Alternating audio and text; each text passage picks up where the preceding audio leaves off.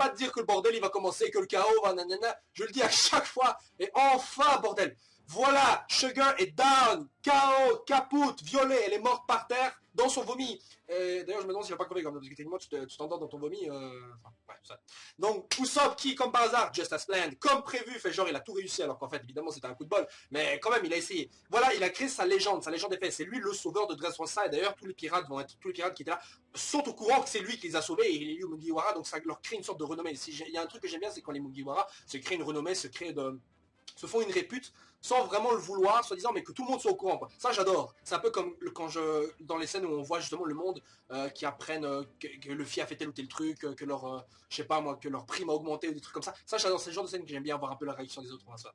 Donc, Dressrosa qui est dans le chaos total, vu que tous les jouets sont redevenus des humains, il y avait parmi eux des habitants de Dressrosa, il y avait des gars de la marine, des gars du gouvernement mondial, il y avait des pirates aussi, enfin, il y avait un peu de tout, plein de gens qui s'étaient transformés en jouets, dont évidemment le père de Rebecca, alias Kiros, qui enfin est revenu d'entre les morts, et qui arrive à courir, enfin sauter, je sais pas, sur une seule jambe, et arrive à décapiter Doflamingo. Alors certains diront, quoi, il est déjà mort Doflamingo, c'est pas Luffy et l'eau qui vont combattre, c'est quoi cette merde? Normalement c'est Luffy, c'est le plus puissant, le plus gentil contre le plus méchant, nanana, voilà, le combat classique. Mais non, certains diront aussi, ouais, maintenant c'est pas possible, il a un Logia ou quoi. Alors moi je m'étais dit que en fait c'était Law qui avait activé vite fait sa room et qui avait sauvé Doflamingo, parce que bon, Doflamingo vraiment décapité, il y aurait eu du sang, quoi, je veux dire que c'est pas vérité l'animé ici, il y a pas de censure, donc on aurait eu du sang s'il avait véritablement été décapité. Mais techniquement, Law il a enchaîné avec du Kairoseki, enfin du granit marin, donc il peut pas utiliser ses pouvoirs de fruits des démons. Alors quelqu'un dirait, mais alors bon, c'est forcément, alors si c'est pas Law, c'est qui? Est-ce que c'est forcément alors Doflamingo, c'est son pouvoir?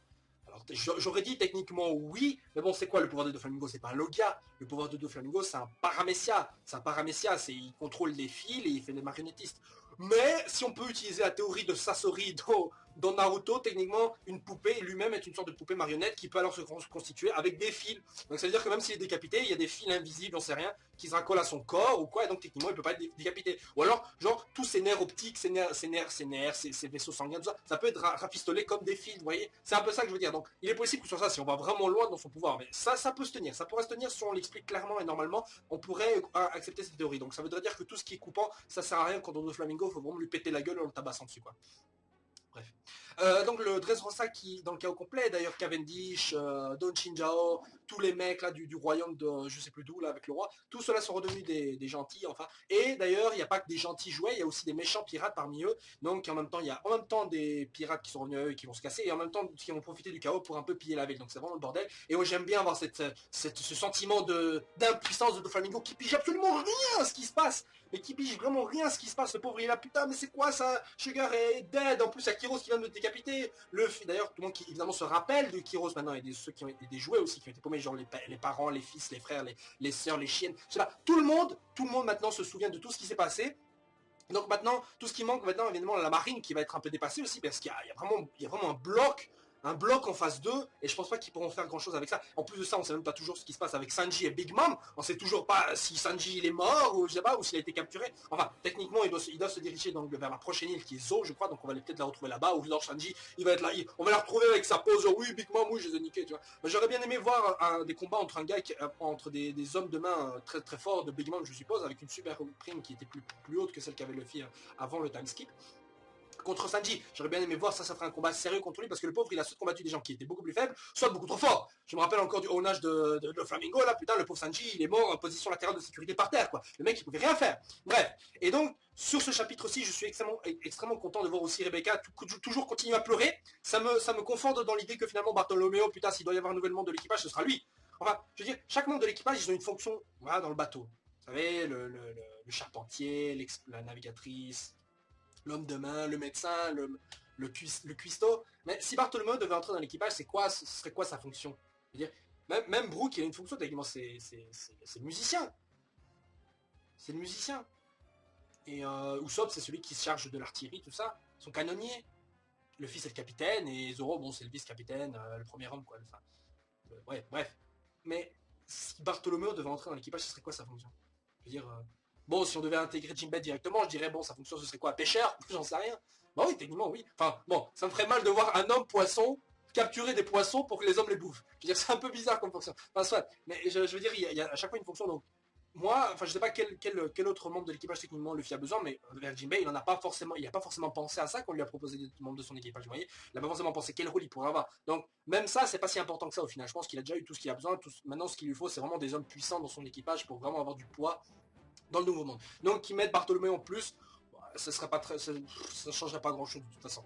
Mais bon, ouais, pourquoi je dis ça? Parce que je l'avais déjà dit, hein, Bartholomew il connaît tout l'équipage. Donc franchement, s'il entre là, c'est pas un newbie à qui il faut tout expliquer dès qu'il y a un nouveau perso, une connaissance qu'on revoit. Mais c'est pas ce genre de truc là. Même Sabo, je suis sûr que maintenant il connaît l'histoire. Et en parlant de Sabo, putain, si Sabo bouffe le Mera Mera no Mi, s'il bouffe le fruit du démon du Logia du feu, putain, mais les attaques de Sabo, ce sera des attaques de Natsu de Fairy Tail. Parce que le mec, il utilise que des techniques du dragon. Les serres du dragon, le souffle du dragon. Mais maintenant, il faut juste il faut juste rajouter de l'élément de feu et ça y est, c'est Natsu de Fairy Tail, quoi. C'est vraiment ça en plus. Et donc, c'est assez incroyable de voir qu'il utilise comme ça des Dragon Claw, Dragon Breath. Ça, c'est vraiment des trucs, genre, c'est parce que c'est Dragon qui l'a entraîné. C'est un clin d'œil à Dragon, parce que c'est Dragon qui l'a sauvé, c'est Dragon qui l'a entraîné certainement. Et donc, c'est pour ça que ces techniques sont une sorte d'hommage à Dragon qui l'a sauvé en donnant toutes ces techniques comme ça. Et le mec, putain, mais voilà, il est là, oui, bon, allez, il faut finir avec ce combat, bam, il détruit le ring. Et d'ailleurs, il dit quelque chose de très intéressant, il dit, chaque chose a une sorte de, en anglais, core. Mais chaque chose a sa source, enfin son point comme ça. Et moi, quand il dit ça, quand il dit que même le ring a ce truc-là, je me suis dit en fait que peut-être que sa technique se base sur vous en avez certainement déjà entendu parler à un moment ou à un autre dans n'importe quel truc de fight. Genre, vous avez pas déjà entendu parler d'un truc comme quoi chaque chose, même les êtres vivants, ont des points de rupture comme ça. Ont des centres. Ça me rappelle Ranma, si vous connaissez le manga Ranma ou l'anime, certainement quand vous étiez jeune, vous regardiez peut-être sur Club Dorothée et tout. Enfin, bref, un truc genre, chaque chose a un point, et quand vous détruisez ce point, la chose elle-même explose. C'est-à-dire, il y a un centre, comme un centre de gravité si vous voulez, mais un centre, et ce centre c'est le point de tout, le milieu de tout, et si vous le détruisez, tout est détruit en lui-même. C'est comme ça qu'il a peut-être détruit en un coup l'armure, enfin le truc qu'avait sur le bras d'Urgus. Donc, et c'est la même chose pour le ring, il a trouvé le point vite fait, et bam, il a niqué. Comment il a pu le trouver? Acquis d'observation. Easy. Et avec son acquis de l'armement, il a détruit. Donc le mec il détruit en un coup le ring comme ça, easy, et en même temps on peut découvrir, quand il discute avec Koala, qu'il y a une deuxième mission, c'est que c'est visiblement détruire la factory, donc c'est lui qui va s'occuper de ça, et ce sera parfait comme ça, parce que Franky il est un peu KO là, c'est lui-même qui va s'en charger, donc c'est parfait, les révolutionnaires ont leur mission, mais je pense que donc récupérer le fruit du démon de Logia du feu, là, enfin le Mera Mera, c'est à mon avis un truc personnel de Sabo qui voulait vraiment le récupérer parce que c'était le fruit de Ace, quoi. Donc ce n'est pas un truc que les révolutionnaires voulaient avoir, mais c'est vraiment un truc que Sabo lui-même veut faire. Et donc le mec il est là, Jesus Burgers qui, franchement il est largué le mec, Diamante il sait plus trop quoi faire, Rebecca et Bartholomew, bon ça part, ils sont là.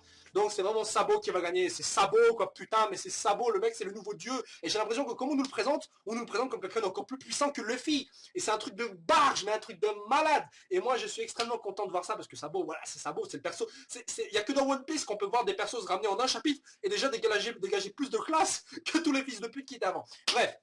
Ce chapitre donc qui s'inscrit dans la grande lignée de ce qu'on attendait de Dressrosa, de cet arc-ci qui comme pour l'instant se présente comme un des meilleurs arcs et qui se rapproche de Enies Lobby. Non, pour l'instant Enies Lobby encore est toujours le meilleur au niveau des fights, donc il faut voir encore les fights qu'il y aura dans Dressrosa, et si ça assure, ce sera alors un meilleur arc que Enies Lobby, et limite presque plus grand que celui de Marineford. Ça dépend encore s'il y a des morts importantes ou une histoire tragique, enfin on verra bien. Mais moi j'attends vraiment beaucoup de cet arc-ci avec Doflamingo. Sur ce les gens, on se retrouve la semaine prochaine pour un chapitre qui sera toujours aussi marquant.